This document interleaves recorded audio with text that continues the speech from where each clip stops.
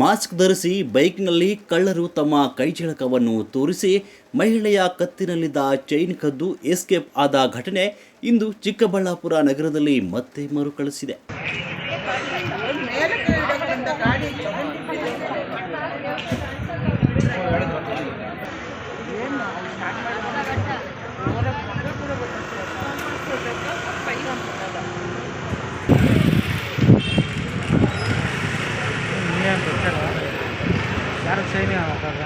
ಹೌದು, ಕಳೆದ 3 ದಿನಗಳ ಹಿಂದೆ ಚಿಕ್ಕಬಳ್ಳಾಪುರ ನಗರದಲ್ಲಿ ಸರಗಳ್ಳತನ ಪ್ರಕರಣಗಳು ಮಾಸುವ ಮುನ್ನವೇ ಇಂದು ಚಿಕ್ಕಬಳ್ಳಾಪುರ ನಗರಸಭೆಯ ಕಚೇರಿ ಪಕ್ಕದಲ್ಲಿರುವ ಸುಬ್ಬರಾಯನಪೇಟೆಯಲ್ಲಿ ಮಹಿಳೆಯರು ವಾಕಿಂಗ್ ಮಾಡುವ ವೇಳೆ ಬೈಕ್ನಲ್ಲಿ ಬಂದ ಕಳ್ಳರು ಮಹಿಳೆಯ ಬಳಿ ಬಂದು ಕತ್ತಿನಲ್ಲಿದ್ದ ಚೈನ್ ಕದ್ದು ಪರಾರಿಯಾಗಲು ಮುಂದಾಗಿದ್ದಾರೆ.